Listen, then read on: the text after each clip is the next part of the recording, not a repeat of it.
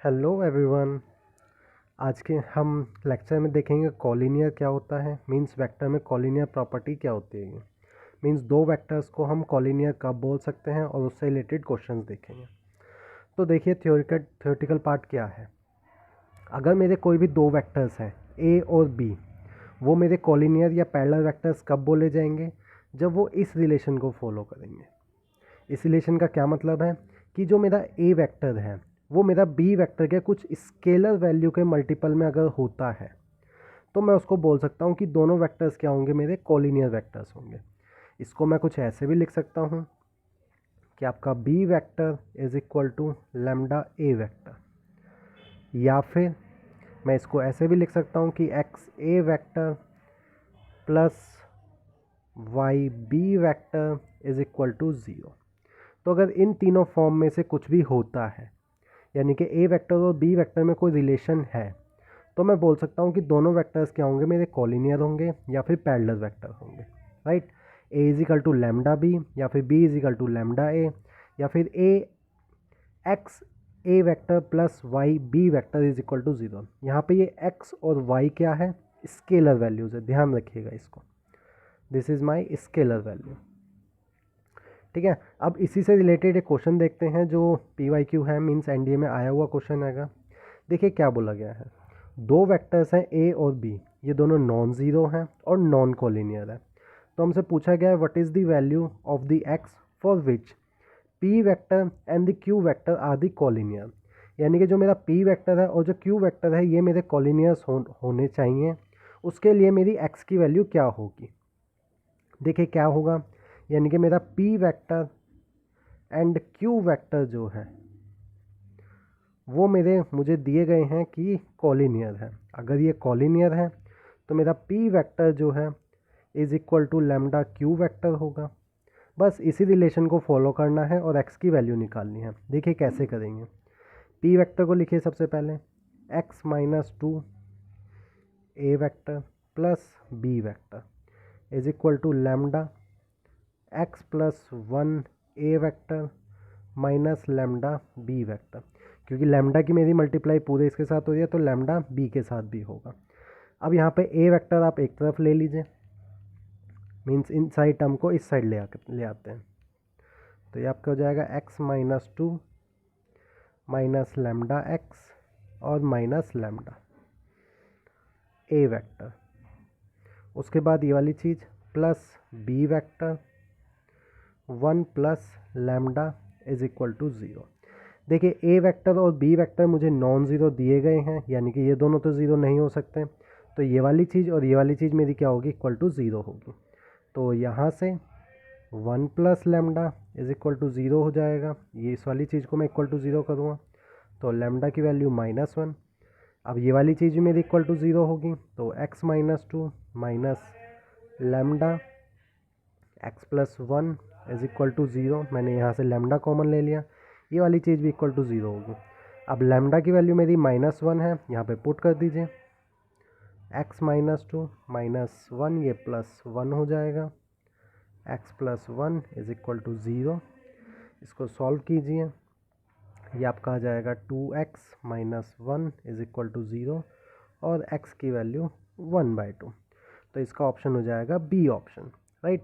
तो अगर मुझे कोई भी दो वेक्टर्स दिए गए हैं ए और बी, मीन्स कोई भी दो वेक्टर्स जो कि कॉलिनियर है, तो वो इस रिलेशन को फॉलो करेंगे।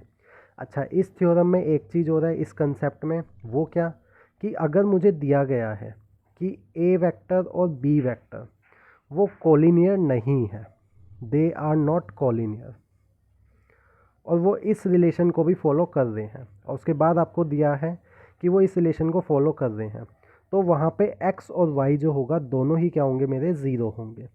तो इसको नोट करके लिख लीजिएगा कि अगर a और b वेक्टर हैं वो मेरे कॉलिनियर नहीं हैं और इस रिलेशन को फॉलो कर रहे हैं, तो वहाँ पे क्या होगा, x और y जो है वो मेरे क्या होंगे, ज़ीरो के इक्वल होंगे। राइट। चलिए अब नेक्स्ट कंसेप्ट देखते हैं। ओके, सो नेक्स्ट टॉपिक क्या है इसमें कि अब की बार तो हमने पिछले देखा था कि अगर हमें दो पॉइंट्स दिए गए हैं, राइट, उनमें हमें कॉलिनियरिटी देखनी थी लेकिन अगर हमें 3 पोजीशन वेक्टर्स दिए गए हैं और वो तीनों वेक्टर्स मेरे कॉलिनियर हैं, तो मेरी क्या कंडीशन होती है? देखिए क्या होती है। If 3 points with position vectors a b c are collinear, तो there exist 3 scalar values x y z such that x a vector plus y b vector plus z c vector is equal to 0। क्या मतलब है इसका? कि देखिए, अगर मुझे 3 position vectors दिए गए हैं ए बी सी, और अगर वो तीनों ही क्या है, मेरे कॉलिनियर्स हैं, तो एक ऐसी x y z value exist करेगी, ठीक है, और स्केलर वैल्यूज़ होगी कि मेरी ये वाली कंडीशन फुलफ़िल हो, और उसके साथ साथ x plus y plus z जो है वो भी मेरा क्या होगा, इक्वल टू 0 होगा।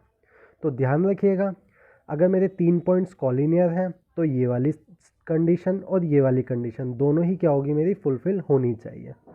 मीन्स एक्स वाई जेड कुछ मेरी स्केलर्स वैल्यूज़ होगी, जिनको मैं अगर इस तरीके से लिखता हूँ वो इक्वल टू 0 देगा, और उसके साथ साथ x plus y plus z is equal to 0 होगा, राइट। तो ये कंडीशंस ध्यान रखिएगा, ठीक है। और इसमें एक चीज़ और ध्यान रखिएगा कि एक्स वाई और जेड एक साथ तीनों कभी भी 0 नहीं होंगे। They can never equal to 0 together, right. इनमें से 2 वैल्यूज़ एक साथ 0 हो सकती है, लेकिन तीनों कभी भी 0 नहीं होगी। इस बात को ध्यान रखिएगा। अब देखिए क्वेश्चन देखते हैं प्रीवियस ईयर का कि कैसे आया है। हमसे बोला गया for what value of m, ये जो 3 पोजीशन वेक्टर्स दिए हुए हैं ये तीनों मेरे कॉलिनियर है, तो मुझे एम की वैल्यू पूछी गई है क्या होगी, राइट। तो देखिए इस क्वेश्चन को कैसे करेंगे। सबसे पहले यही कंडीशन मुझे यूज़ करनी होगी कि एक्स वाई जेड और ये जो पोजीशन वेक्टर्स हैं ये मेरा इक्वल टू 0 होगा। तो देखिए मैं यहाँ पे एक्स वाई जेड कुछ वैल्यूज़ ले लेता हूँ जो कि मेरी स्केलर वैल्यूज़ हैं। These are my scalars value such that कि x into 10i plus 3j plus y 12i minus 5j plus z mi plus 11j is equal to क्या होगा, 0 होगा। और इसके साथ साथ मेरा x plus y plus z जो है वो भी इक्वल टू मेरा 0 होगा। तो देखिए अब इसमें यहाँ पे थोड़ा सा कैलकुलेशन करते हैं। आई जे जेड वाले जो कंपोनेंट्स हैं इसमें तो आई वाले हैं, आई और जे, इनसे इक्वेशन बनाने की कोशिश करते हैं। तो देखिए ये आपका हो जाएगा 10x plus 12y plus ZM आई, ये आई वाले कंपोनेंट मैंने एक साथ ले लिए। उसके बाद जे वाले कंपोनेंट, ये आपका हो जाएगा 3x minus 5y and plus 11z is equal to 0। यहाँ से देखिए मेरे पास 3 इक्वेशंस आ रही हैं। देखिए आई और जे ये इज इक्वल टू 0 है, तो इंडिविजुअल कंपोनेंट्स मेरे 0 होंगे। तो यहाँ से मेरी क्या क्या इक्वेशंस आ गई, 10x plus 12y plus mz is equal to 0, 3x minus 5y plus 11z is equal to 0, और एक मेरी आ रही है x plus y plus z is equal to 0, right. तो ये मेरी तीनों इक्वेशंस आ गई हैं। अब देखिए जैसे मैंने यहाँ पे बोला था कि x plus y plus z means x y z जो है वो मेरे इक्वल टू 0 नहीं हो सकते हैं तीनों।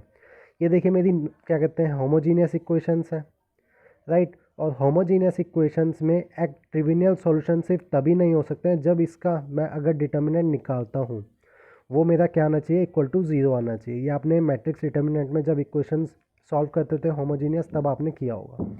इसका मतलब क्या है कि अगर मैं इसका डिटर्मिनेंट निकालता हूँ मीन्स 10 12 m और आपका 3 माइनस 5 11 और ये 1 1 1, मैंने ये कोफिशिएंट से जो डिटर्मिनेंट निकालते हैं वो मैंने बना लिया है। ये मेरा क्या होना चाहिए, इक्वल टू 0 होना चाहिए, तभी मेरे एक्स वाई जेड की जो वैल्यू है वो हम ट्रिविनियल सॉल्यूशंस मुझे नहीं मिलेंगे, राइट। और मुझे ट्रिविनियल सॉल्यूशंस नहीं चाहिए क्योंकि एक्स वाई और जेड जो है वो तीनों इक्वल नहीं हो सकते हैं। तो मुझे इस क्वेश्चन में थोड़ा सा डिटर्मिनेंट का कंसेप्ट भी यूज़ करना होगा। अब देखिए मैं डिटर्मिनेंट निकाल लेता हूँ।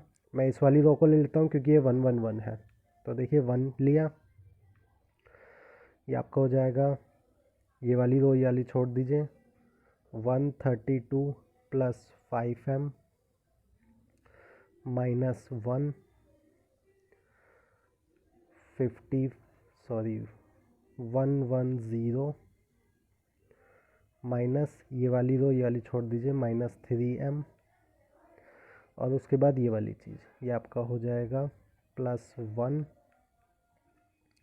माइनस 55, ये वाली चीज़ और ये वाली चीज़ माइनस 36, और ये मेरा इक्वल टू क्या आएगा, 0 आएगा, राइट।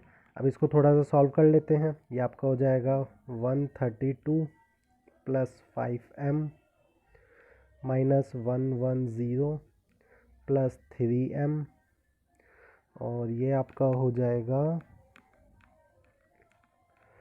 सॉरी ये 50 होगा यहाँ पे, क्योंकि इस वाली रो और इस वाली रो को माइनस 50, तो ये आपका आ जाएगा माइनस 86 इज इक्वल टू 0। मैं थोड़ा सा यहाँ पे सॉल्व कर लेता हूँ। ये आपका हो जाएगा 8m, और इसको सॉल्व करेंगे, ये आपका आ जाएगा minus 64 is equal to 0। 8m is equal to 64, और m की वैल्यू आपकी आ जाएगी 64 डिवाइडेड बाय 8, दैट इज़ 8। तो इसका आंसर हो जाएगा सी ऑप्शन, राइट। तो इस तरीके से आप कॉलिनियर के क्वेश्चंस, अगर आपको 3 दिए गए हैं, 3 कॉलिनियर वेक्टर्स दिए गए हैं, तो आपको ये कंडीशन यूज़ करनी होगी, और उसके बाद उसको इक्वेशन को सॉल्व करके आप कर सकते हैं, राइट। अगर आपको फ्री स्टडी मटेरियल चाहिए तो आप मेरी वेबसाइट superblearning.xyz चेक कर सकते हैं। कॉलिनियरिटी में सिर्फ यही 2 कंसेप्ट होते हैं, जिसमें 2 पॉइंट्स और एक 3 पॉइंट्स का कंसेप्ट होता है। तो आप ये दोनों कंसेप्ट लिख लीजिएगा, और प्रीवियस ईयर के क्वेश्चंस ये दोनों आए हुए हैं, इनको एक बार आप खुद सॉल्व कर लीजिएगा। Thank you.